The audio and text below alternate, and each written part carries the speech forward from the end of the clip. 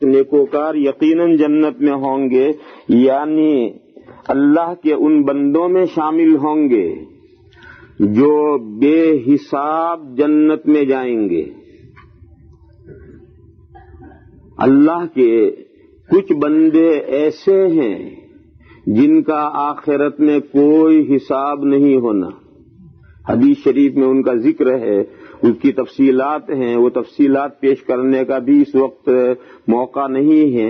اس وقت تو آپ صرف یہ ذہن میں رکھیں کہ حدیث شریف میں یہ مضمون آیا ہے کہ اللہ کے 70,000 بندے ایسے ہیں، 70,000 مانے بہت بڑی تعداد ہے۔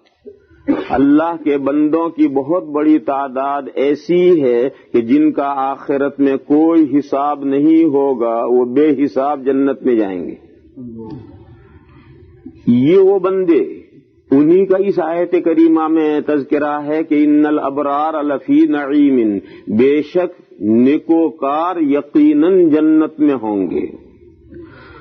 یہ ابرار لفظ ہے، یہ بر سے بنا ہے، اس کا جو ماخذ ہے لفظ کا وہ بر سے بنا ہے۔ ابرار کون لوگ ہیں، اس کا تذکرہ اس آیت پاک میں اللہ نے کیا ہے، جو میں نے آیت کریمہ پڑھی، لن تنالوا البر حتى تنفقوا مما تحبون، ہرگز بر نیکی حاصل نہیں کر سکتے ہو تم یہاں تک کہ خرچ کرو تم اس مال میں سے جس مال سے تمہیں محبت ہے۔ لن تنالوا البر حتى تنفقوا مما تحبون، آدمی کے پاس جو مال ہوتا ہے اس مال میں جتنی انسان کی ملکیت میں جتنی چیزیں ہوتی ہیں، آدمی کو سب چیزوں سے یکساں محبت نہیں ہوتی ہے۔ البتہ کچھ چیزیں ہر انسان کے پاس میں ایسی قیمتی ہوتی ہیں جو عزیز از جان ہوتی ہیں، آدمی کو وہ جان سے بھی زیادہ پیاری ہوتی ہیں۔ ایسی جو قیمتی اور جان سے بھی زیادہ پیاری اور محبوب چیزیں، جب تک وہ چیزیں اللہ کے راستے میں خرچ نہ کی جائیں، اللہ یہ ارشاد فرماتے ہیں کہ تم بر حاصل نہیں کر سکتے ہو، اور جب تک بر حاصل نہیں کرو گے، نیکی حاصل نہیں کرو گے تو نیکوکار کیسے بنو گے؟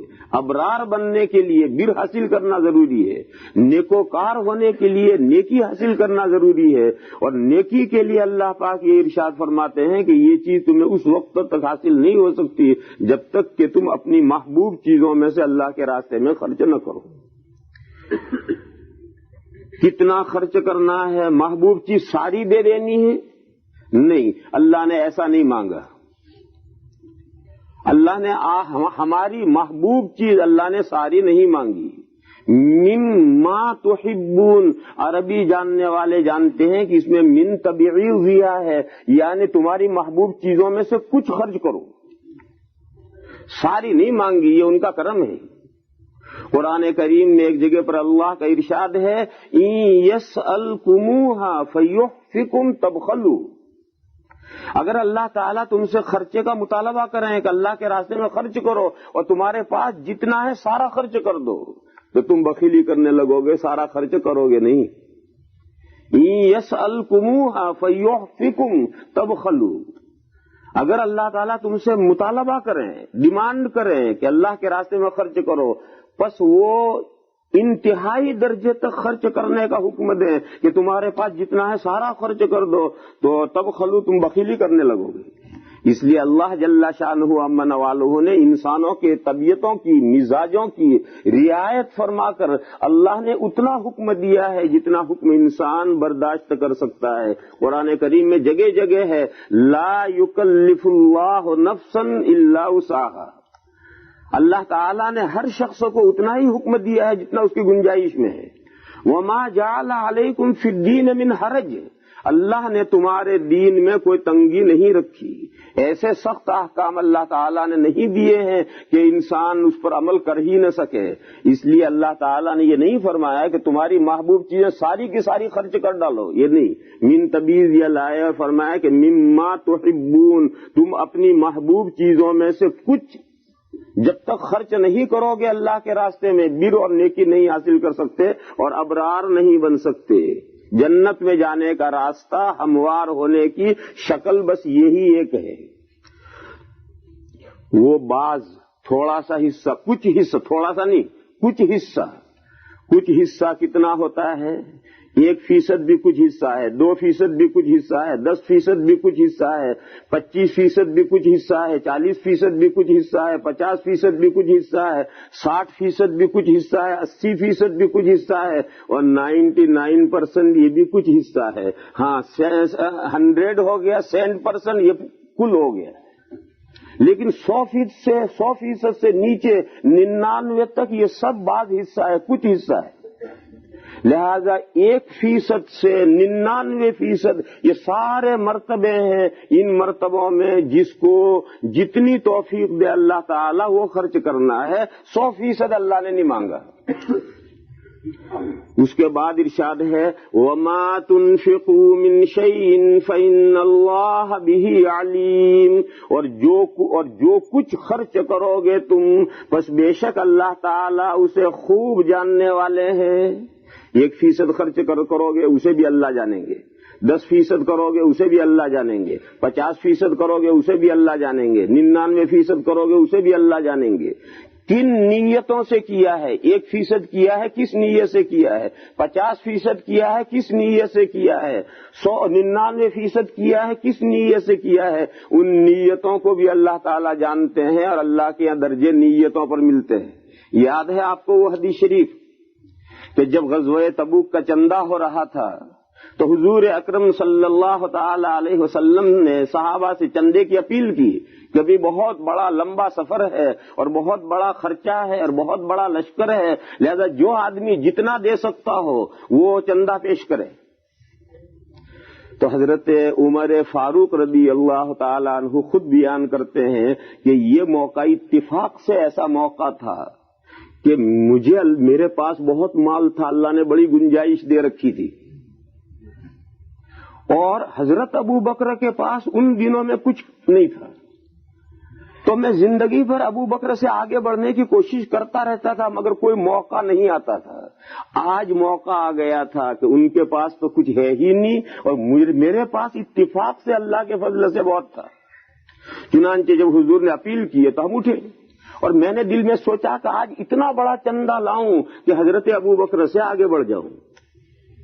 خیر گھر تشریف لے گئے اور جو کچھ ان کے پاس تھا ان سب کا ہاف کر دیا، انہوں نے ہر چیز کا ہاف کر دیا اور آدھا مال حضور کی بارگاہ میں لے آئے۔ حضور نے پوچھا عمر کتنا لائے، کتنا چھوڑ کر آئے؟ انہوں نے عرض کیا یا رسول اللہ آدھا لے آیا ہوں، آدھا پیچھے چھوڑ دیا ہے۔ حضور نے بہت دعائیں دی ان کو، اور وہ اپنے دل میں خوش ہیں کہ آج عمر سے میں نے بڑا چندہ دیا ہے۔ تھوڑی دیر کے بعد حضرت ابو بکر صدیق تشریف لائے، صرف کرتے کے دامن میں کھجوریں بھر کر، جو گھر میں کھجوریں تھی وہ سب، اور جو کچھ تھا وہ سب لے کر لا کر انہوں نے پیش کیا۔ حضور نے ان سے بھی سوال کیا ابو بکر کیا لائے اور کیا چھوڑ آئے؟ تو انہوں نے عرض کیا کہ یا رسول اللہ گھر میں جو کچھ تھا سب لے آیا ہوں، گھر میں اللہ اور اللہ کے رسول کا نام چھوڑ کر آیا ہوں۔ حضرت عمر ابھی بیٹھے ہیں، گئے نہیں۔ حضرت عمر فرماتے ہیں کہ میں نے دل میں سوچ لیا ہے کہ اس شخصیت سے کبھی قیامت تک میں نہیں بڑھ سکتا ہوں، کیوں جس دن ان کے گھر میں کچھ نہیں تھا اس دن انہوں نے مجھے نہیں بڑھنے دیا، وہ دوسرے موقع پر کیا بڑھنے دیں گے؟ غرض حضرت عمر کا وہ 50% دیا ہوا پیچھے رہ گیا، اور حضرت ابوبکر صدیق کا وہ جھولی بھر کر دی ہوئی کھجوریں آگے بڑھ گئی۔ تو کتنے فیصد دیا ہے اسے بھی اللہ جانتے ہیں، اور کس نے کس نیت سے اور کس جذبے سے دیا ہے اسے بھی اللہ تعالیٰ خوب جانتے ہیں، اور ان کے دینے کی مقدار کو دیکھ کر، ان کے دلوں کے جذبات اور امید اور آرزوؤں کو دیکھ کر کل قیامت کے دن اللہ تعالیٰ انہیں مرتبے عطا فرمائیں گے۔ یہ مختصر سی ہدایات ہیں اس سلسلے کی جو آپ حضرات کے سامنے میں نے عرض کی۔ میرے بھائیو، اللہ جل شانہ و من والہ نے آپ حضرات کو اپنے فضل و کرم سے کھاتا پیتا بنایا ہے، اچھے حال میں بنایا ہے، کوئی شخص پریشان نہیں ہے، ہر شخص کے پاس کچھ نہ کچھ ضرور ہے، اور آپ حضرات میں سے بہت سے مومنین وہ بھی ہیں کہ اللہ تعالیٰ نے ان کو بہت کچھ دیا ہے اور وہ اللہ کی نعمت سے مالا مال ہیں اور اللہ کی نعمتوں میں وہ سرشار ہیں۔ یہ سب جو اس ملک کے مسلمانوں کے احوال ہیں، یہ اللہ کا فضل و کرم ہے، ان کی عنایتیں اور ان کی مہربانیاں ہیں۔ میرے بھائیوں، ان مہربانیوں اور عنایتوں کا جتنا شکر بجا لاؤ گے، اللہ تعالیٰ نعمتوں کو بڑھائیں گے، اور اگر نعمتوں کا شکر نہیں کرو گے، ناشکری کرو گے، تو نعمتیں چٹکی بجاتے ہوئے ختم ہو جائیں گے۔ نعمتوں کو ختم ہوتے ہوئے دیر نہیں لگتی۔ اللہ پاک کا ارشاد ہے، وَإِذْ تَأَذَّنَ رَبُّكُمْ لَئِن شَكَرْتُمْ لَأَزِيدَنَّكُمْ وَلَئِن كَفَرْتُمْ إِنَّ عَذَابِي لَشَدِيدٌ۔ اللہ نے یہ اعلان کر دیا ہے کہ اگر اللہ کی نعمتوں کا بندے شکر بجا لائیں گے تو اللہ تعالیٰ ان نعمتوں کو فزوتر فرمائیں گے، بڑھائیں گے، اور اگر بندے اللہ کی نعمتوں کی ناشکری کریں گے تو اللہ فرماتے ہیں کہ میری سزا بہت سخت ہے۔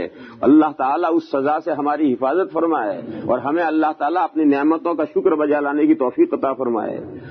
آپ حضرات جانتے ہیں کہ میں اس ملک میں پہلا نیا آیا ہوں، مجھے یہاں کے کچھ زیادہ احوال معلوم نہیں ہے، لیکن آج ہی میرے علم میں یہ بات آئی کہ یہ مسجد جس میں ہم اس وقت بیٹھے ہوئے ہیں، یہ بہت بڑے سرمایے سے 3 ملین کے سرمایے سے یہ مسجد قائم کی گئی۔ 3 ملین کوئی معمولی رقم نہیں ہوتی، بہت بڑی رقم ہے، لیکن آپ حضرات نے اپنی دریا دلی سے اس کا بڑا حصہ ادا کر دیا ہے، اور اللہ کا فضل ہے کہ بہت بڑی رقم اس کی ادا کر دی ہے۔ اب تو معمولی سا فنڈ رہ گیا ہے۔ یہ معمولی سا فنڈ آپ حضرات کے لیے کوئی بہت بڑی چیز نہیں ہے۔ اگر آپ حضرات ہمت کریں گے، ہمت مرداں مدد خدا، اردو میں اور گجراتی میں مسئلے ہیں کہ قطرہ قطرہ دریا شود، قطرہ قطرہ مل کر کے سمندر بن جاتا ہے۔ لہذا میرے بھائیوں، یہ برکت والا مہینہ ہے، برکت والے مہینے کے برکت والا عشرہ ہے، برکت والے عشرے کی برکت والی راتیں ہیں۔ برکت والوں میں راتوں میں بھی سب سے اہم رات جو حدیث شریف میں بیان کی گئی ہے 27ویں رات ہے، اور سب سے زیادہ چانسز اس رات کے شب قدر ہونے کے ہیں۔ اگر یہ شب قدر آج ہے تو آج کا خرچ کیا ہوا 1000 گنا بڑھے گا، کیونکہ یہ رات 1000 مہینوں سے بہتر ہے۔ 1000 گنا نہیں، میں نے صحیح نہیں کہا، 1000 گنا نہیں، یہ تو ایک رات 1000 مہینوں سے بہتر ہے۔ 1000 مہینے میں کتنا گنا ہو گیا، کوئی حساب ہی نہیں کر سکتے، اتنا گناہ ہو گیا۔ لہذا اس رات کی قدر پہچانو، اس رات میں جو کچھ خرچ کرو گے وہ تو اتنا گناہ ہوگا کہ مجھے کیلکولیٹر لے کر بیٹھنا پڑے گا، تب میں آپ کو بتا سکتا ہوں کہ کتنا گناہ بڑھے گا۔ 1000 گنا میں نے غلط کہا، اس کو تو کیلکولیٹر بیٹھوں گا لے کر تب میں آپ کو بتاؤں گا کتنا گناہ بڑھے گا۔ لہذا میرے بھائیوں، اس رات کو غنیمت سمجھو، اس رات کی قدر کرو، اللہ کی نعمتوں کو یاد کرو، اپنے محبوب اور پسندیدہ مال میں سے خرچ کرو۔ زکوٰۃ اور صدقے فطر تو اللہ کے فضل و کرم سے آپ خرچ کرتے ہی ہیں، اللہ تعالیٰ ان سب کو قبول فرمائے، لیکن اس کے بعد بھی جو آپ کا محبوب مال ہے اس میں اللہ تعالیٰ اس میں سے مانگتے ہیں اور یہ فرماتے ہیں کہ جب تک اس میں سے تم خرچ نہیں کرو گے، ابرار نہیں بنو گے اور جنت کا راستہ نہیں کھلے گا، اوپن نہیں ہوگا، وہاں نہیں ہوگا۔ لہذا یہ جو تھوڑا سا معمولی فنڈ باقی رہ گیا ہے، میرے علم میں معلوم ہے کہ 6-7 لاکھ کا کل فنڈ باقی رہ گیا ہے، اس کا مطلب تو یہ کہ 2/3 تو آپ گویا پورا کر چکے اور اب 1/3 کا بھی تقریباً آدھا ہی رہ گیا ہے۔ لہذا ایک جھٹکا لگاؤ، معمولی سی بات ہے، بہت آسانی سے پورا ہو جائے گا۔ اور اب جو مولانا قاسم صاحب کو لکھو اپنے نام اور پیش کرو اپنا تعاون، اللہ تعالیٰ سب کا تعاون قبول فرمائے۔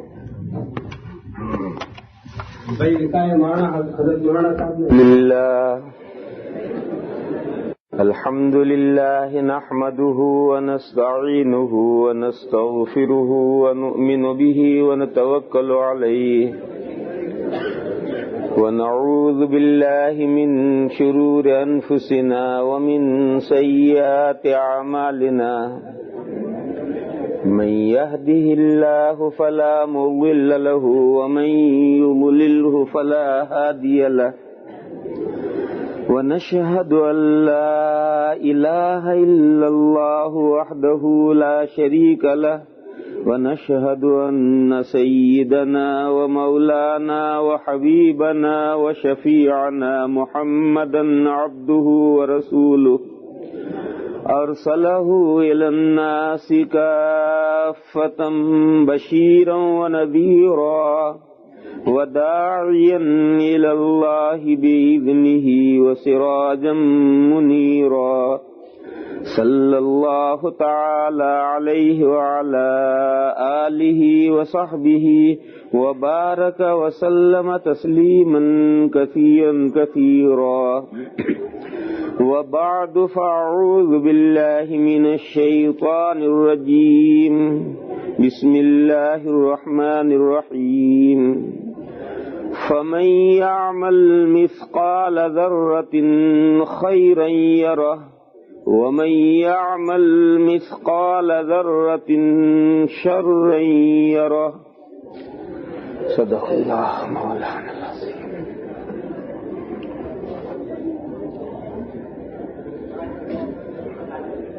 بزرگوں اور بھائیوں،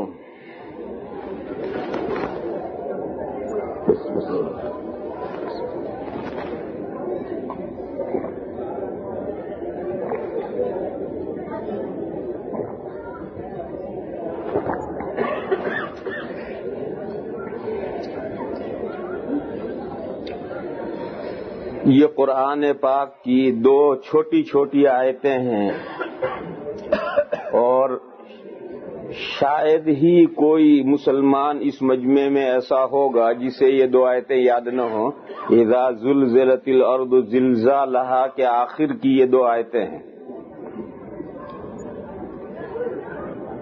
ان دو آیتوں کے بارے میں حضور اکرم صلی اللہ تعالی علیہ وسلم کا یہ ارشاد ہے کہ یہ الفاظ الجامعہ ہیں.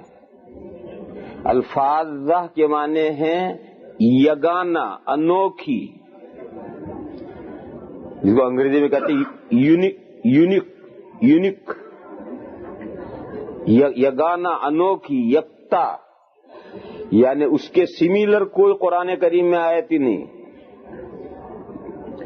اور الجامعہ کے معنی ہیں بہت لمبا چوڑا مضمون اپنے اندر اکٹھا کرنے والی، کمپریہنسو. یہ حضور اکرم صلی اللہ تعالی علیہ وسلم کا ارشاد ہے ان دو آیتوں کے بارے میں. ایک موقع پر یہ حضور نے ارشاد فرمایا تھا. وہ موقع یہ تھا کہ حضور اکرم صلی اللہ تعالی علیہ وسلم زکوٰۃ کا بیان فرما رہے تھے کہ کس مال میں زکوٰۃ واجب ہے، کتنی زکوٰۃ واجب ہے. یہ بیان چل رہا تھا. حضور اکرم صلی اللہ تعالی علیہ وسلم نے اونٹوں کی زکوٰۃ بیان کی، گایوں بھینسوں کی زکوٰۃ بیان کی، بکریوں کی زکوٰۃ بیان کی کہ ان کا اتنا نصاب ہے، اس میں اس حساب سے زکوٰۃ واجب ہے. تو ایک صاحب نے سوال کیا کہ یا رسول اللہ، گھوڑوں میں زکوٰۃ واجب ہے یا نہیں؟ گھوڑوں میں نہیں، گھوڑے میں زکوٰۃ واجب ہے یا نہیں؟ حضور اکرم صلی اللہ تعالی علیہ وسلم نے ارشاد فرمایا کہ لیس علی المسلم فی فرسہ وعبدہ صدقۃ. مسلمان نے جو گھوڑا سواری کے لیے، جہاد کے لیے پالا ہے، جہاد کے لیے، سواری کے لیے، گھوڑا گاڑی میں چلنے کے لیے، سامان ڈھونے کے لیے، یعنی استعمال کے لیے آدمی نے جو گھوڑا پالا ہے، اسی طریقے سے جو غلام آدمی کے پاس سروس اور خدمت کے لیے ہیں، اس کے گھر میں کام کاج کرنے کے لیے ہیں، حضور نے فرمایا ان دونوں میں کوئی زکوٰۃ نہیں. یہ پرانے زمانے میں جب غلام باندی ہوتے تھے تو اگر آدمی کے پاس گھر میں غلام ہے اور وہ غلام گھر کے کام کاج کے لیے ہے، بزنس کے لیے نہیں ہے، تو وہ جو گھر کے کام کاج کے لیے غلام ہے اس میں کوئی زکوٰۃ واجب نہیں ہے. لیکن اگر گھوڑا بزنس، اگر غلام بزنس کے لیے ہے تو اس میں زکوٰۃ واجب ہے. ایسے ہی گھوڑا آدمی نے پالا ہے للرکوب، سواری کرنے کے لیے یا استعمال کرنے کے لیے، حضور نے فرمایا اس میں کوئی زکوٰۃ واجب نہیں ہے. ہاں اگر کوئی گھوڑے رکھتا ہے، بزنس کرتا ہے گھوڑوں کی، تو اس کے گھوڑوں میں زکوٰۃ واجب ہے. جب حضور نے یہ مسئلہ بیان کیا تو ایک صاحب نے پوچھا کہ یا رسول اللہ گدھوں کے بارے میں کیا حکم ہے؟ اگر کسی نے گدھے پالے ہوں، اس کے پاس گدھا ہو تو اس میں کوئی زکوٰۃ واجب ہے یا نہیں؟ حضور اکرم صلی اللہ تعالی علیہ وسلم نے ارشاد فرمایا کہ گدھوں کے بارے میں مجھ پر اللہ کا کوئی حکم نازل نہیں ہوا ہے. حضور نے فرمایا کہ گدھوں کے بارے میں مجھ پر اللہ کا کوئی حکم نازل نہیں ہوا ہے. اور گدھے بھی بلا ایسے ہیں کہ اللہ کا حکم آیا ان نالائقوں کے بارے میں.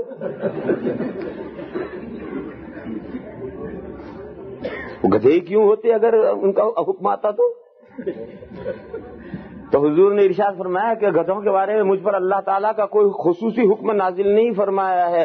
البتہ مجھ پر اللہ تعالیٰ نے ایک آیت کریمہ نازل فرمائی ہے جو الفاظ الشاذہ الفاظ الجامعہ ہے. وہ آیت کریمہ سن لو، دنیا کی ہر چیز اس کے حکم کے تحت میں آ جائے گی. پھر کوئی الگ الگ پوچھنے کی ضرورت نہیں ہے کہ تم پوچھنے لگو ایک نے گدھے پالے تو کیا حکم ہے، پھر دوسرا پوچھے کچر پالے تو کیا حکم ہے، تیسرا پوچھے کہ مرغی پالی ہے تو کیا حکم ہے، چوتھا پوچھے کہ مکھیاں پالی ہیں تو کیا حکم ہے. یہ سب سوالات کرنے کی ضرورت نہیں ہے. یہ آیتیں مجھ پر اللہ تعالیٰ نے ایسی آیتیں نازل کی ہیں کہ جو شاذہ ہیں، یعنی قرآن کریم میں انوکھی آیتیں ہیں. الفاظ ہیں، یہ یونیک ہے، یہ گانا ہے. قرآن کریم میں ایسی دوسری کوئی آیتیں نہیں ہیں. اور الجامعہ ہے، کمپریہنسو ہیں. لہذا یہ آیت کریمہ سن لو اور اسی کو سن کر کے سب مسائل اس کے تحت میں حل کرو. پھر حضور اکرم صلی اللہ تعالی علیہ وسلم نے یہ آیتیں پڑھ کر سنائی، فَمَن يَعْمَلْ مِثْقَالَ ذَرَّةٍ خَيْرًا يَرَهُ وَمَن يَعْمَلْ مِثْقَالَ ذَرَّةٍ شَرًّا يَرَهُ. ناصر غلام کوئی شخص موجود ہو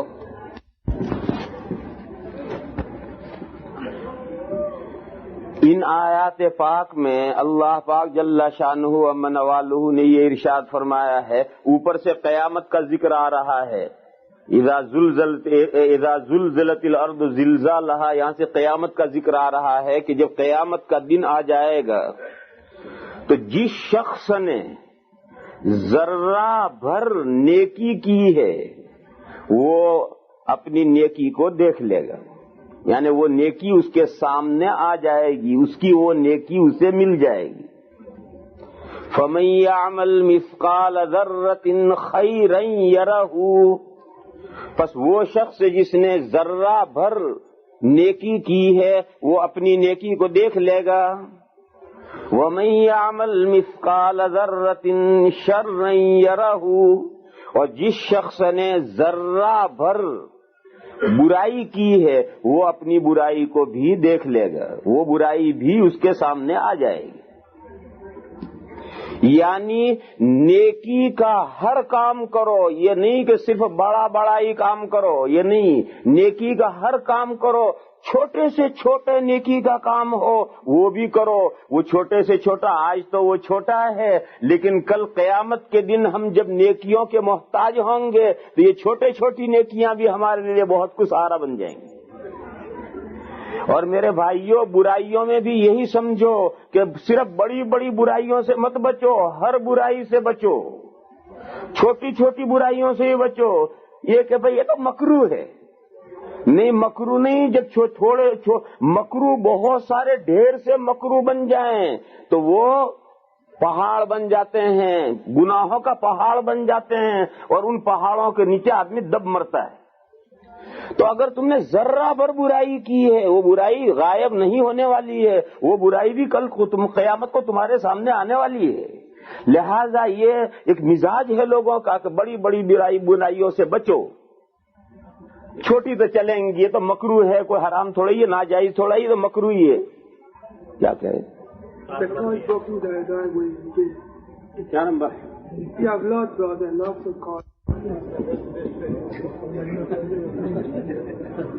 لا الہ، یہی تو ضرورت مند ہو شاید. ہاں، اس کی گاڑی جا نکل کے دینی چاہیے اسے.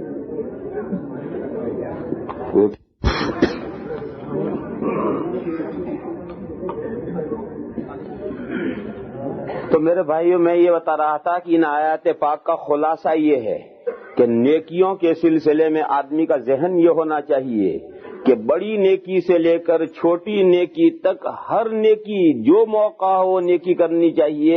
یہ نہیں کہ بڑی نیکی جو ہے وہی کرنی چاہیے، چھوٹی کیا کریں. مثلا آج چندہ ہو رہا تھا تو بہت سے بھائی یہ سوچیں کہ بھئی $1000 لکھانے والے، 5000 لکھانے والے، 500 لکھانے والے، 100 لکھانے والے، 50 لکھانے والے تو مجمع میں ہیں، میں تو $1 کیا دوں. نہیں، یہ نہیں سوچنا. $1 نہیں، اگر تم 50 پیسے دے سکتے ہو 50 پیسے دو. 50 پیسے نہیں، اگر 25 پیسے دے سکتے ہو 25 پیسے دو. اور اگر تمہارے پاس گنجائش صرف 1 پیسے دینے کی تو 1 پیسہ بھی دو. کرو وہ نیکی. وہ 1 پیسہ تمہارا دیا ہوا کل تمہارے سامنے آئے گا، وہ تمہارے لیے تم نے سیو کر کے رکھا ہے اس پیسے کو، اور وہ پیسہ تمہارا محفوظ رہے گا اور کل قیامت کے دن وہ تمہارے سامنے آنے والا ہے. آدمی جھجک کر رہ جائے کہ میرے پاس تو 50 پیسے ہی، میرے پاس تو $1 ہی ہے، میرے پاس تو $5 ہی ہے، میں کیا دوں. نہیں ہے، یہ جھجک کر مت رہو. ضرور جو تمہارے پاس گنجائش ہے، چھوٹے سے چھوٹے ذرہ پر نیکی اگر تم کر سکتے ہو ضرور کرو، وہ نیکی تمہارے سامنے آنے والی ہے. اور برائیوں میں قاعدہ الٹا ہے. برائیوں میں کرنا نہیں ہے، برائیوں کو سے بچنا ہے. لہذا برائیوں میں قاعدہ الٹا ہے. صرف بڑی بڑی برائیوں سے مت بچو، ہر برائی سے بچو، چاہے ذرا سی برائی ہو. چھوٹی سے چھوٹی ذرہ پر برائی ہو اس سے بھی بچو.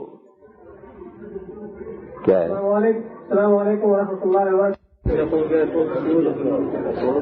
سارے جہاں پتہ چلے کس کی ہے، سب جائیں تو پتہ چلے گا، ویسے کیسے پتہ چلے گا.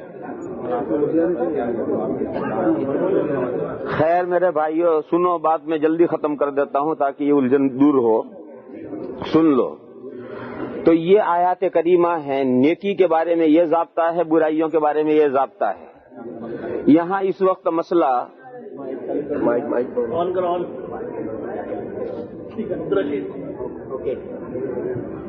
اس وقت مسئلہ جو ہے وہ برائیوں کا نہیں، اس وقت نیکیوں کا مسئلہ ہے.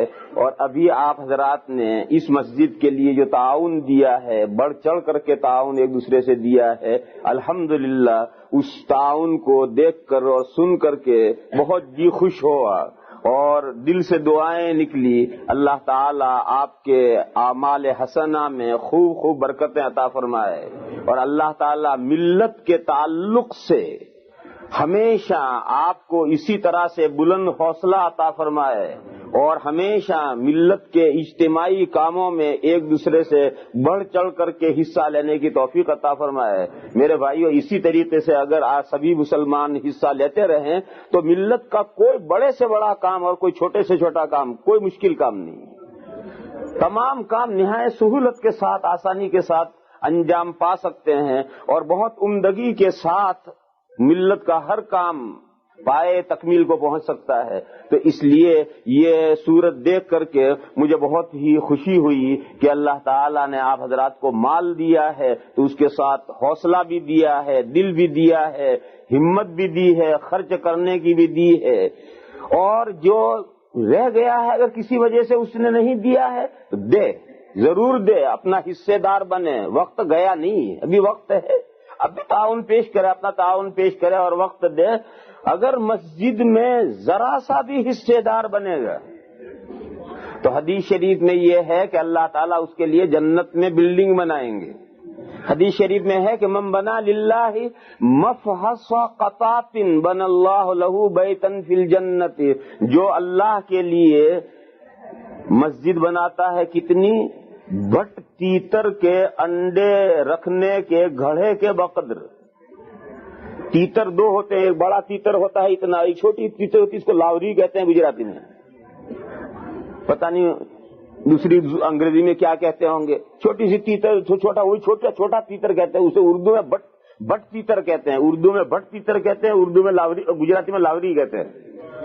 یہ جو چھوٹا سا تیتر ہے، جب اسے انڈے دینے ہوتے ہیں تو وہ مٹی ہٹا کر کے ایک چھوٹا سا گھڑا بناتا ہے، اور وہ گھڑا اس کا گھونسلہ گویا سمجھو، اور اس گھڑے میں وہ انڈے دے کر اس کے اوپر بیٹھتا ہے اور بیٹھ کر کے اسے سہتا ہے۔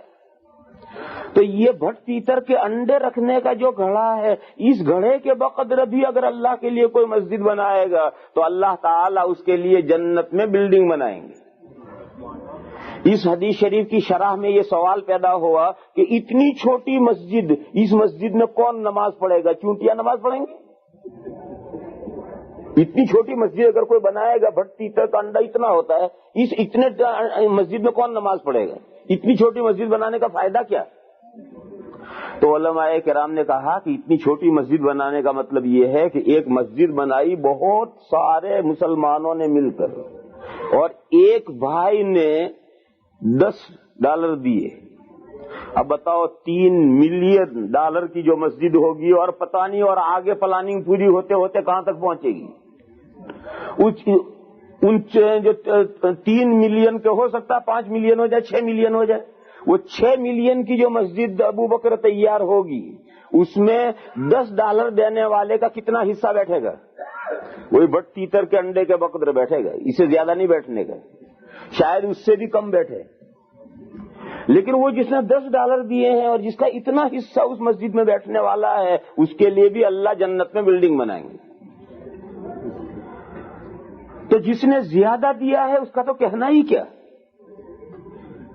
تو میرے بھائیوں، چھوٹے سے چھوٹا تعاون جو آپ کی گنجائش میں ہو، نیک کام کرنے میں ہمیشہ آدمی کو یہ سوچنا چاہیے کہ میرا اس میں حصہ ہو جائے۔ اور جب پورے مجمع کا ایک کام ہوتا ہے، اللہ کے یہاں یہ کام مجمع کا کام مجموعہ پیش کیا جاتا ہے، یعنی پورے گیدرنگ کا کام ایک ساتھ اکٹھا ہو کر پیش کیا جاتا ہے۔ اگر اس میں سے ایک کا بھی قبول کر لیا گیا تو سب کا قبول ہو جائے گا، رد نہیں ہوگا کسی کا۔ اگر سارے ہی رد ہو گئے تو پھینک دیا جائے گا، لیکن اگر ان میں سے ایک بھی قابل ہے تو سب کا قبول کر لیا جائے گا۔ اسی لیے جماعت کی نماز کی بڑی اہمیت کیوں ہے؟ ہم گھر نماز پڑھیں گے، اللہ جانے قبول ہو، اللہ جانے قبول نہ ہو، لیکن جماعت میں نماز پڑھیں گے، 500 آدمی مل کر نماز پڑھیں گے، یہ نمازیں سب کی الگ الگ اللہ کے یہاں پیش نہیں ہونی، یہ 500 کا مجموعہ نمازوں کا اللہ کے یہاں پیش ہونا ہے۔ تو اگر اس 500 میں سے ایک کی نماز بھی اللہ کے یہاں قابل قبول ہے تو سب کی قبول کی ہے۔ تو یہی قاعدہ سب جگہ ہے، یہ نماز ہی کے لیے نہیں ہے، یہ قاعدہ سب جگہ ہے۔ نمازوں میں جو قاعدہ ہے، زکات خرچ کرنے میں، اللہ کے راستے میں خرچ کرنے میں، ملی کاموں میں خرچ کرنے میں بھی یہی ضابطہ ہے، اور حج میں بھی یہی ضابطہ ہے کہ اگر پورا مجمع ایک سال جتنے آدمیوں نے حج کیا ہے، اگر ان میں سے ایک بندہ بھی اس کا حج قابل قبول ہے تو سب کا قبول کر لیا جائے گا، اور اگر سب قابل رد ہیں تو سب رد کر دیے جائے گا۔ مجھے قصہ یاد آیا، ایک بزرگ، پرانے زمانے کا قصہ ہے، ایک بزرگ حج میں گئے، وہ میدان عرفات میں عبادت کرتے کرتے سو گئے۔ وہاں دوپہر سے شام تک عبادت کرنی ہوتی ہے، تو عبادت کرتے کرتے بہت سو کو نیند آ جاتی ہے، تو سو گئے اور انہوں نے خواب دیکھا۔ خواب میں 2 آدمی گویا بیٹھے ہوئے باتیں کر رہے ہیں۔ ایک نے پوچھا دوسرے سے کہ اس سال کتنے حج میں لوگ آئے؟ تو اس نے کہا 2 لاکھ آدمی آئے۔ اس زمانے میں 2 لاکھ بہت بڑی تعداد تھی۔ تو دوسرے نے پوچھا کہ ان 2 لاکھ میں سے کتنوں کا حج قبول ہوا؟ تو پہلے نے جواب دیا کسی کا قبول نہیں ہوا۔ تو پہلے نے کب، دوسرے نے حیرت کی کہ 2 لاکھ میں سے کسی کا قبول نہیں ہوا؟ اس نے کہا اللہ کسی کا قبول نہیں ہوا، البتہ ایک آدمی حج کو آیا نہیں ہے مگر اس کا حج قبول ہو گیا ہے، اور اس کی برکت سے 2 لاکھ کا حج قبول کر لیا گیا ہے۔ وہ ایک آدمی اس سال حج کو نہیں آیا مگر اس کا حج اللہ کے یہاں قبول ہو گیا ہے، اور 2 لاکھ کا حج اس کی برکت سے قبول کر لیا گیا ہے، ورنہ اکیلے ان میں سے کسی کا قبول نہیں ہوگا۔ تو اس نے پہلے نے پوچھا کہ وہ کون بندہ ہے اللہ کا کہ جو حج میں آیا نہیں ہے اور اس کا حج قبول ہو گیا ہے؟ تو اس نے بتایا کہ وہ خراسان کے عبداللہ ابن المبارک ہیں، جو حج میں نہیں آئے اور ان کا حج اللہ کے یہاں قبول ہو گیا ہے، اور ان کی برکت سے ان سب کا حج قبول کر لیا گیا ہے۔ اور ان کی آنکھ کھل گئی، اتنی باتیں سن کر ان کی آنکھ کھل گئی۔ اب یہ بڑے حیرت میں، یہ کون اللہ کا بندہ ہے عبداللہ ابن مبارک خراسان کا؟ تو وہ حج سے فارغ ہونے کے بعد اپنے گھر نہیں گئے، بلکہ اپنے گھر جانے کے بجائے خراسان کا سفر کیا انہوں نے۔ خراسان پہنچے، اس شہر میں جہاں وہاں نیشاپور ایک شہر تھا، اس نیشاپور میں جا کر کے انہوں نے پوچھا عبداللہ ابن مبارک والا بچہ انہیں جانتا تھا، وہاں کے بہت بڑے عالم تھے، تو انہوں نے کہا کہ مجھے ان کے گھر پہنچنا ہے، ان کے گھر پہنچا دیے گئے۔ حضرت عبداللہ ابن مبارک سے ملاقات ہوئی تو انہوں نے اپنا تعارف کرایا کہ میں فلاں شخص ہوں اور فلاں ملک کا رہنے والا ہوں، اور حج میں گیا تھا اور حج میں سے آپ کے پاس صرف ملاقات کے لیے آیا ہوں اور ایک بات معلوم کرنے آیا ہوں۔ وہ اپنا تعارف کرایا کہ میں فلاں ملک کا ہوں اور اپنے وطن جانے کے بجائے آپ کے ملک سفر کر کے پیدل آیا ہوں اور صرف ایک بات معلوم کرنے کے لیے آیا ہوں، وہ یہ ہے کہ آپ نے وہ کون سا عمل کیا ہے کہ آپ حج میں نہیں آئے اور آپ کا حج قبول ہو گیا، بس یہ معلوم کرنے کے لیے آیا ہوں۔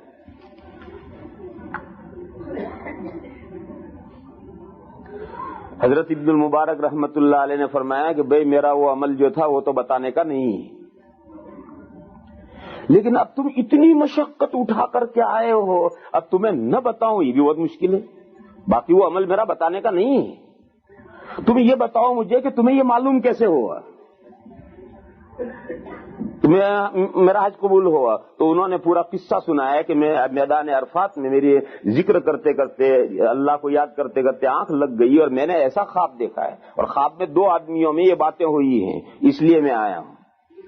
تو حضرت عبد المبارک رحمت اللہ علیہ نے فرمایا کہ دیکھو میری زندگی کا یہ معمول ہے کہ میں 1 سال جہاد میں جاتا ہوں، 1 سال بزنس کرتا ہوں اور 1 سال حج میں جاتا ہوں، اور پڑھنے پڑھانے کا، حدیث پڑھنے کا اور فقہ پڑھانے کا وہ تو کام ہر وقت جاری رہتا تھا، لیکن پڑھنے پڑھانے کے ساتھ جو دوسرا کام تھا، 1 سال بزنس کرتے تھے، 1 سال جہاد میں جاتے تھے لڑنے کے لیے اور 1 سال حج میں جاتے تھے۔ تو انہوں نے کہا کہ اس سال میرا حج میں جانے کا پروگرام تھا اور میں حج کے لیے چلا، سفر کرتا کرتا کرتا کرتا فلاں جگہ تک پہنچا، جگہ بتائی انہوں نے، اس جگہ میں فلاں جگہ پر ایک گاؤں ہے، اس گاؤں کے قریب سے میرا سواری چل رہی تھی، تو میں نے دیکھا کہ گاؤں کے باہر جو کوڑیاں ہوتی ہیں، جہاں گوبر وغیرہ مینگنیاں وغیرہ کوڑیاں ہوتی ہیں، تو وہاں ایک عورت کوڑی پر جھکی اور اس نے وہاں سے کوئی چیز اٹھائی اور اپنے دوپٹے میں چھپائی اور چل دی،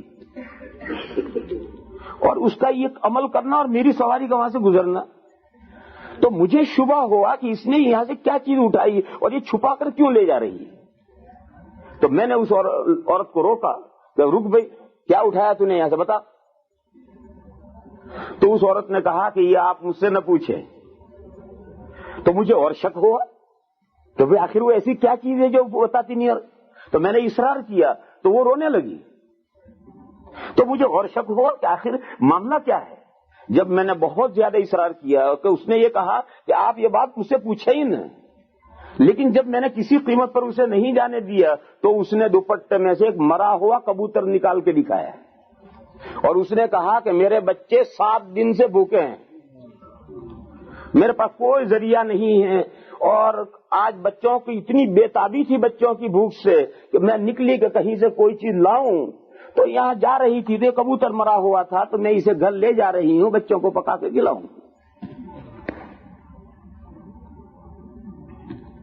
حضرت عبداللہ ابن مبارک رحمت اللہ علیہ فرماتے ہیں کہ بس میں نے وہیں ارادہ کیا کہ اب میرے لیے حج کے لیے جانا درست نہیں ہے، میں نے وہ اپنا حج کا ساری رقم خرچہ اس عورت کو دے کر کے گھر واپس چلا آیا۔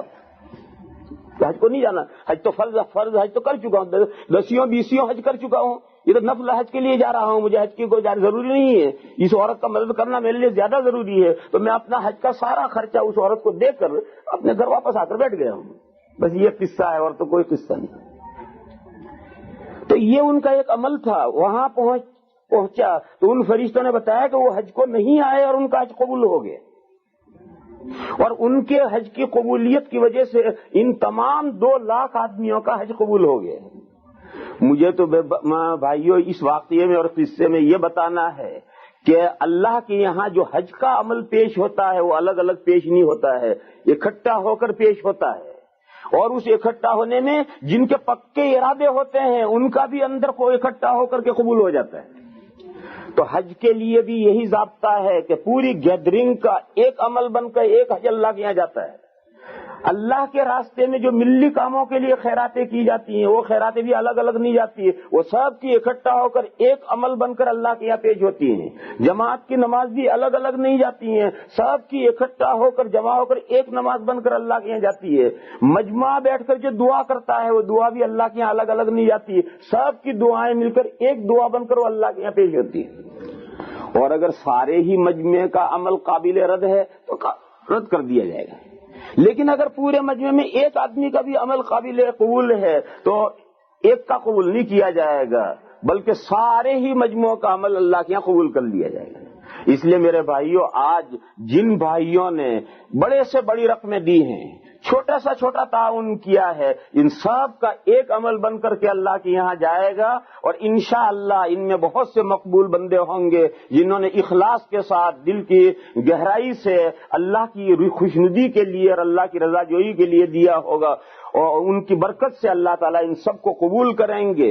اور اب بھی جو پیش کریں گے تعاون ان کو بھی قبول کریں گے اللہ تعالیٰ, آگے بھی جو تعاون پیش کریں گے اسے بھی اللہ تعالیٰ قبول فرمائیں گے, کیونکہ اللہ تعالیٰ نے یہ ضابطہ نازل فرمایا ہے کہ اگر بندہ چھوٹی سے چھوٹی نیکی کرے گا تو وہ نیکی بھی کل قیامت کے دن اس کے سامنے آ جائے گی, کسی کی کوئی نیکی ضائع نہیں ہونے والی ہے. اور کوئی چھوٹی سے چھوٹی برائی کرے گا تو وہ برائی بھی کل اس کے سامنے آنے والی ہے. لہذا میرے بھائیوں اور میری بہنوں, ہر برائی سے اپنے آپ کو بچاؤ, کسی برائی کو برائی مت سمجھو.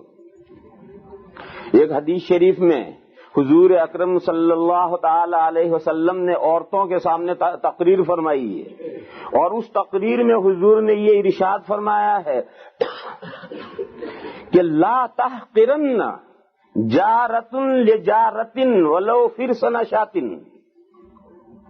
حضور نے فرمایا کہ اگر ایک پڑوسن اپنی پڑوسن کے پاس کوئی معمولی چیز بھی بھیج سکتی ہے, گفٹ بھیج سکتی ہے, خیرات بھیج سکتی ہے, ہیلپ بھیج سکتی ہے, تعاون بھیج سکتی ہے, تو اسے معمولی نہ سمجھے, لا تحقرن, معمولی نہ سمجھے.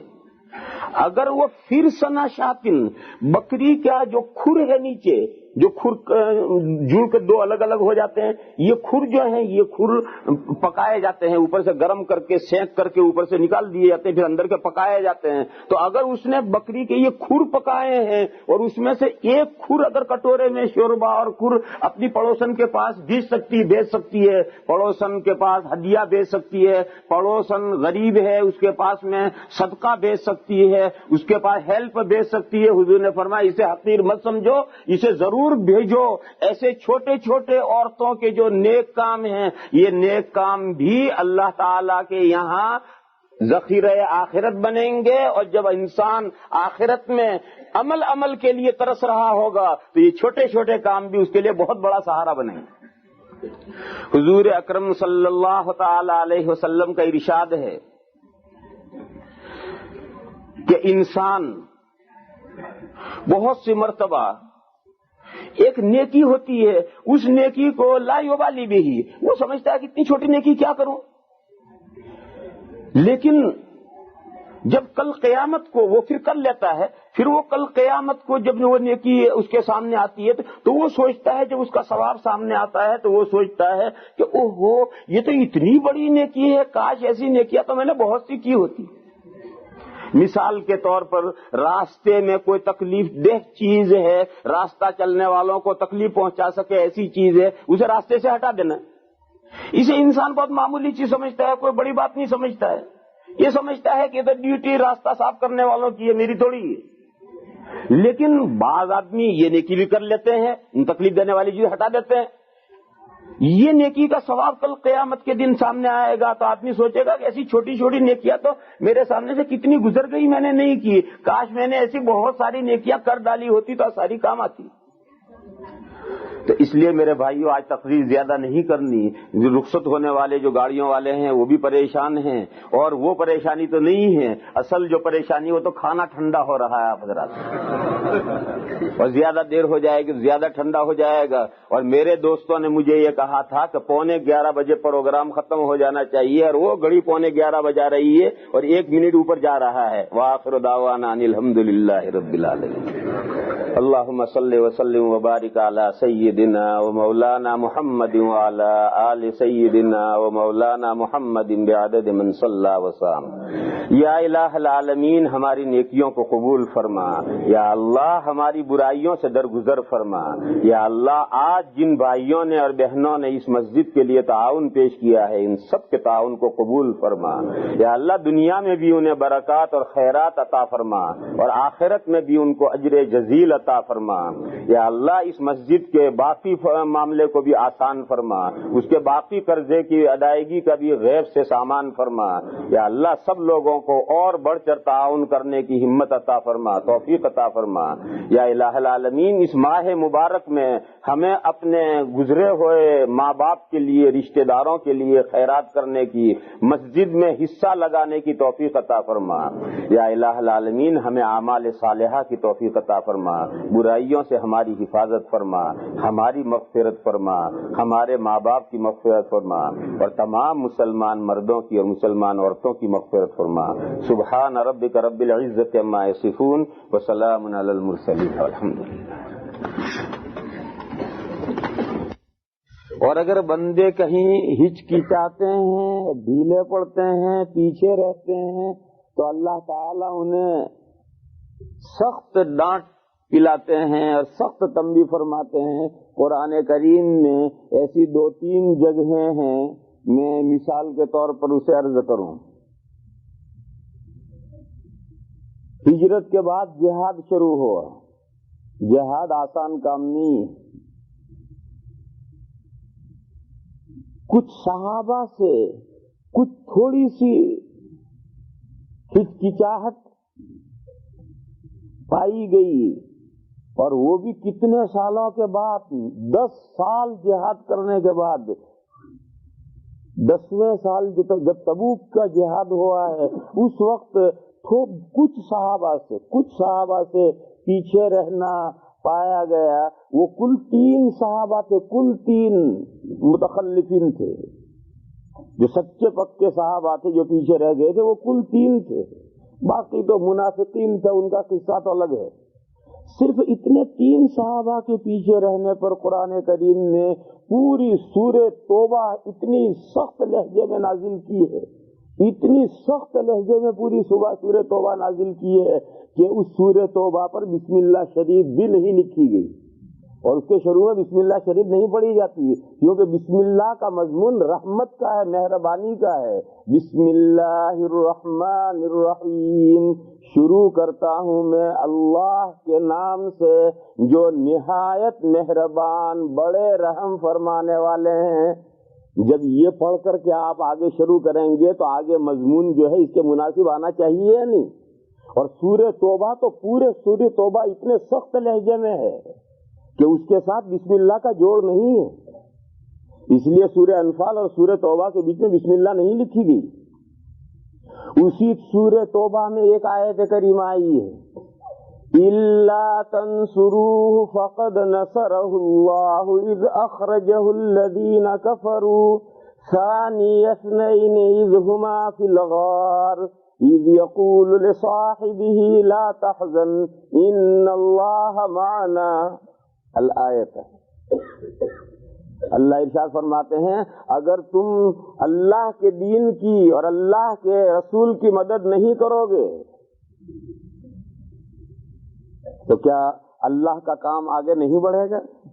اللہ کے دین کا کام پورا نہیں ہوگا؟ اللہ کے رسول کا مشن آخر تک نہیں پہنچے گا؟ اللہ فرمائیں گے اللہ کا کام آخر تک پہنچے گا. یاد کرو وہ وقت جب حضور اکرم صلی اللہ تعالی علیہ وسلم مکہ مکرمہ میں سے تنے تنہا ہجرت کر کے باہر نکلے تھے. صرف ایک صدیق اکبر ان کے ساتھ تھے اور کوئی ان کے ساتھ نہیں تھا، اور سارا مکہ ان کو پکڑنے اور ان کو قتل کرنے کے در پہ تھا.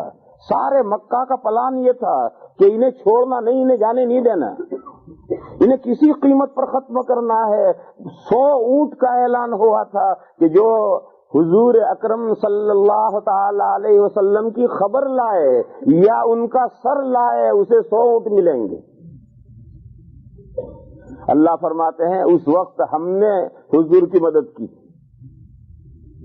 ایک طرف سارا مکہ تھا، ایک طرف سارا عرب تھا، ایک طرف ہمارا رسول اکیلا تھا، اس کے ساتھ صرف ایک شخصیت تھی صدیق اکبر کی، بس 2 ہی آدمی تھے۔ اس وقت ہم نے اپنے رسول کی مدد کی تھی، تم کہاں تھے اس وقت میں؟ الا تنصروه فقد نصره الله اذ اخرجه الذين كفروا، جب الذین کفروا نے، مکہ کے مشرکین نے حضور کو نکلنے پر مجبور کیا تھا، اس وقت وہ تنے تنہا تھے، صرف ان کے ساتھ ایک صحابی تھے، کل 2 تھے، 2 کیا مقابلہ کر لیتے۔ اس وقت اللہ فرماتے کہ ہم نے اپنے رسول کی مدد کی تھی اور ہم نے اپنے دین کا بول بالا کیا تھا اور تمام مخالفین کا منہ کالا کیا تھا۔ دوسری جگہ پر سورہ محمد میں، سورہ قتال کے آخر میں اسی طرح کی آیتیں آئی ہیں کہ اگر اللہ کے راستے میں اور ملت کے کاموں کے لیے اور دین کی بہبودی کے لیے اور جہاد کے لیے تم خرچ کرنے کے لیے تیار نہیں ہوگے، وَإِن تَتَوَلَّوْا يَسْتَبْدِلْ قَوْمًا غَيْرَكُمْ ثُمَّ لَا يَكُونُوا أَمْثَالَكُمْ، اگر انکار کرو گے تم اللہ کے راستے میں خرچ کرنے سے اور جہاد کرنے سے تو اللہ نے تمہیں 2 یہ بیک بینی، 2 گوشت، 2 کان اور 1 ناک پکڑ کر کے ایک طرف کر دیں گے اور تمہاری جگہ پر اللہ دوسری قوم کو لے آئیں گے اور وہ دوسری قوم تمہارے جیسی نہیں ہوگی۔ کتنا سخت لہجہ ہے، یاد کرو، غور کرو، انداز کرو، کتنا سخت لہجہ ہے اللہ پاک کا۔ میرے بھائیوں، اللہ کے دین کا کام اللہ اکیلے کر سکتے ہیں، اللہ قادر مطلق ہیں، ان کے اختیار میں سب کچھ ہے، ساری کائنات کے خزانے ان کے کن فیکونی قدرت کے ماتحت ہیں، مگر اللہ تعالی اپنے بندوں کو موقع دیتے ہیں، چانس دیتے ہیں کہ تم ہمارے اس کام میں شریک ہو جاؤ۔ دیکھو میں اس کی ایک مثال دوں۔ اللہ نے قرآن کریم نازل کیا ہے اور قرآن کریم میں وعدہ کیا ہے کہ اس قرآن کریم کی حفاظت ہم کریں گے، مگر حفاظت کرنے کے لیے ذریعہ کیا بنایا؟ ذریعہ یہ بنایا اِنَّا نَحْنُ نَزَّلْنَا الذِّكْرَ وَإِنَّا لَهُ لَحَافِظُونَ۔ یہ حافظون پلورل ہے حافظ کا، اور حافظ اور حافظون جمع لا کر اشارہ کیا کہ دنیا کے دارالاسباب میں قرآن کی حفاظت ہم حافظوں کے ذریعے کریں گے۔ آج پوری دنیا میں جو قرآن کریم کے حفظ کرنے کا سلسلہ چل رہا ہے، یہ اللہ کا وہ غیبی نظام ہے قرآن کی حفاظت کرنے کا۔ آج دنیا میں کروڑوں انسان ہیں جن کے دل و دماغ کے اندر قرآن کریم محفوظ ہے۔ قرآن کریم تختے پر سے مٹایا جا سکتا ہے، گتوں پر سے مٹایا جا سکتا ہے، کتابوں میں سے جلایا جا سکتا ہے، سب جگہ سے اسے ختم کیا جا سکتا ہے۔ دل و دماغ کے اندر جو قرآن کریم اسے کون مٹا سکتا ہے؟ اور کس کو کون حافظ ہے اور کون قرآن کریم کو جانتا ہے؟ اسے کوئی نہیں جانتا اللہ کے علاوہ۔ یہ آپ کے پڑوس میں روس کی حکومت ہے جس نے وہ ابھی چند حکومتیں آزاد کی ہیں، ازبکستان اور قزاقستان اور یہ حکومتیں جو آزاد کی ہیں، میں نے سفر کیا تاشکند اور سمرقند، اور وہاں میں نے سفر کیا تو وہ 80 سال کمیونزم کے تحت میں رہے ہیں اور 80 سال تک اللہ کا نام لینا وہاں گناہ تھا، لیکن جب وہ آزاد ہوئے ہیں معلوم ہوا کہ اس قوم میں ہزاروں حافظ ہیں۔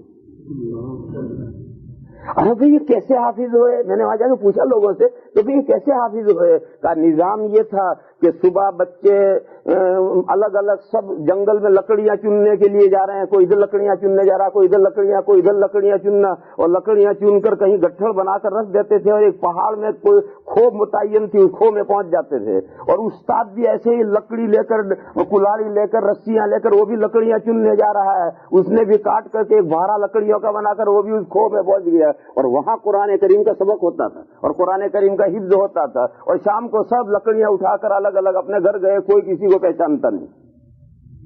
اس طریقے سے پہاڑوں میں چھپ چھپ کر کے انہوں نے قرآن کریم یاد کیے ہیں، اور ہزاروں آدمی وہاں حافظ موجود ہے۔ جب آزاد ہوئے معلوم ہے یہاں تو ہزاروں حافظ موجود ہے۔ تو میرے بھائیوں اللہ تعالیٰ اس عالم اسباب میں قرآن کریم کی حفاظت ان حافظوں کے ذریعے سے کرتے ہیں۔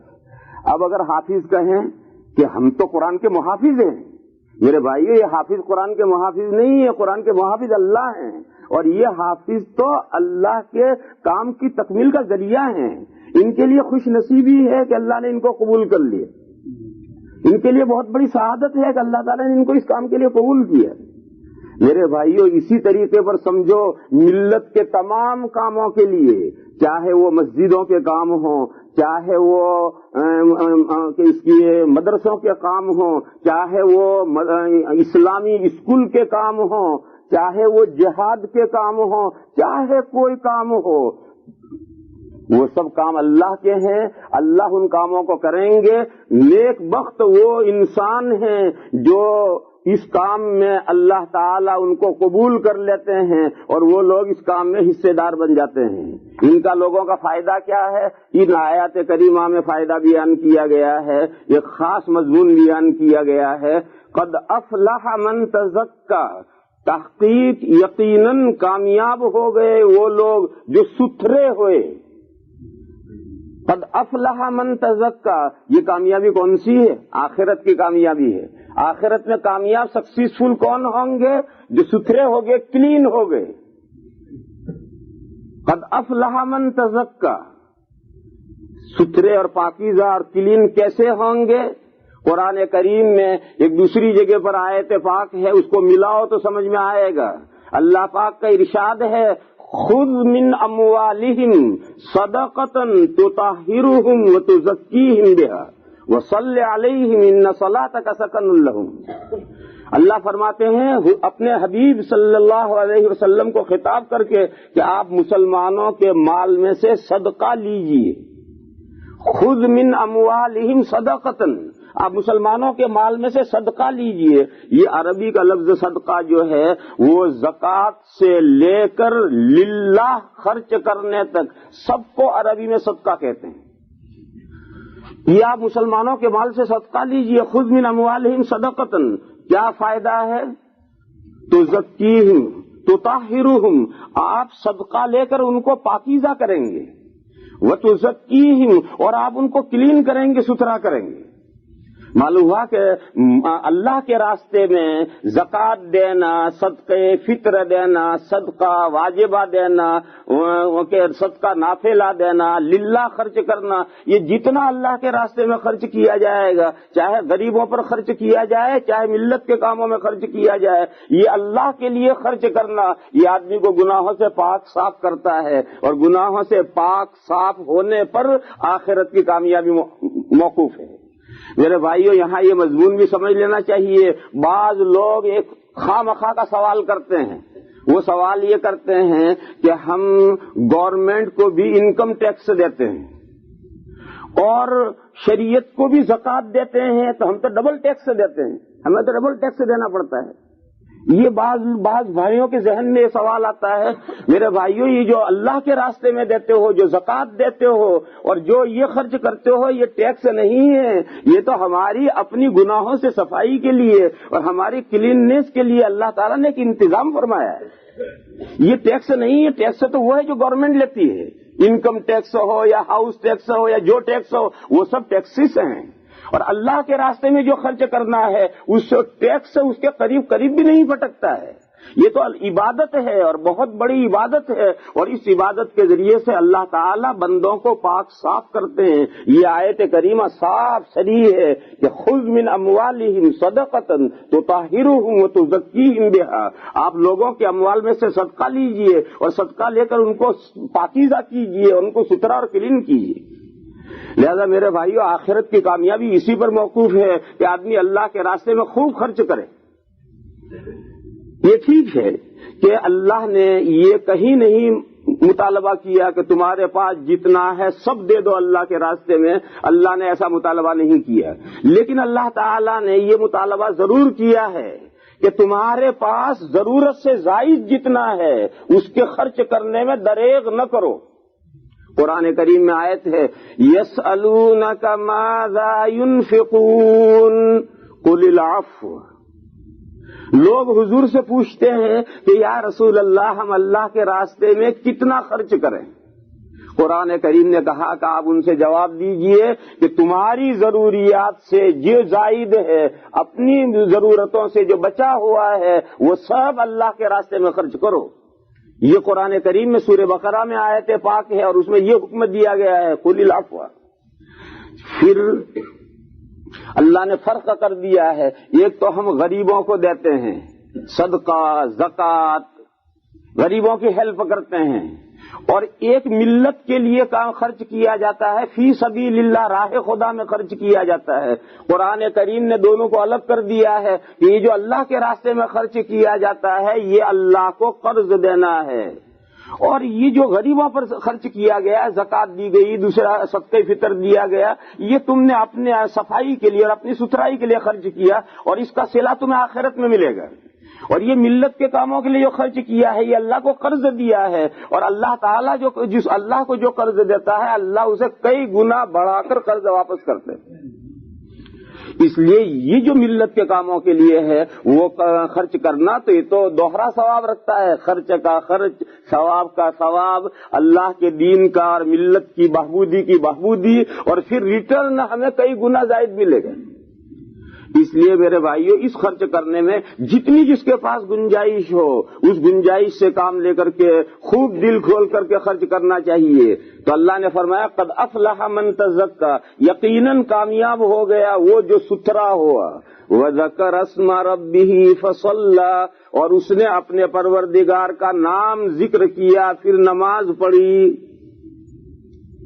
یہ آیت اس کے بعد متصل آئی، یہ بات اس کے ساتھ متصل آئی، وہ متصل اس سے آئی کہ جو جماعت کا نظام ہے، نماز پڑھنے کا نظام ہے، اللہ کو یاد کرنے کا نظام ہے، یہ ملت کے کاموں کی تکمیل کے بغیر نہیں ہو سکتا۔ جہاد کے بغیر یہ کام پائے تکمیل کو نہیں پہنچ سکتے، مسجدوں کے بنائے بغیر یہ کام پائے تکمیل کو نہیں پہنچ سکتے۔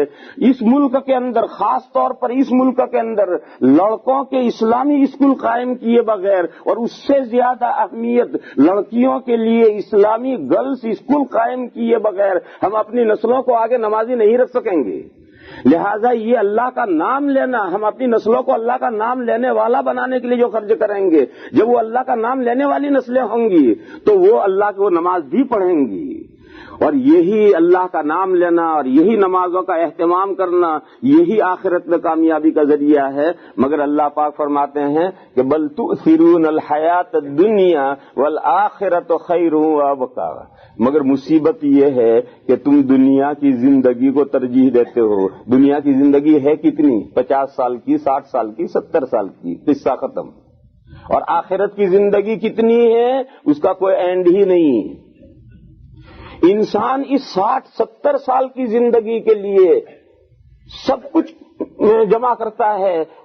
اگر اس کو وہ اگر 70 سال پر پہنچ چکا ہے، 80 سال پر بھی پہنچ چکا ہے تو وہ ابھی 1000 سال 2000 سال جینے تک کا سامان اکٹھا کرتا ہے، یہ جانتے ہوئے کہ میں اب 5-10 سال سے زیادہ نہیں جیوں گا، پھر بھی وہ اتنا اکٹھا کرتا چلا جائے گا جیسے کہ اسے 1000 سال جینا ہو۔ اور وہ آخرت کی زندگی ہمیشہ کی زندگی ہے، مگر اس کے لیے آدمی اتنی تیاری نہیں کرتا جتنی کرنی چاہیے۔ یہ اللہ نے یاد دلایا ہے، یہ مضمون اللہ نے یاد دلایا ہے کہ اپنی دونوں زندگیوں کو کمپیئر کرو۔ اس دنیا کی زندگی شارٹ اور شارٹ کا بھی شارٹیسٹ، اور آخرت کی زندگی لانگ بلکہ ویری لانگ۔ ان دونوں زندگیوں کو آپس میں کمپیئر کرو اور جس زندگی کا جو تقاضا ہے اس زندگی کے تقاضوں کو پورا کرو۔ دنیا کے زندگی کے تقاضے کے بقدر رکھو اپنے پاس میں، کماؤ، حلال و طیب کماؤ، اور دنیا کی زندگی امن و اطمینان اور سکون سے گزارو۔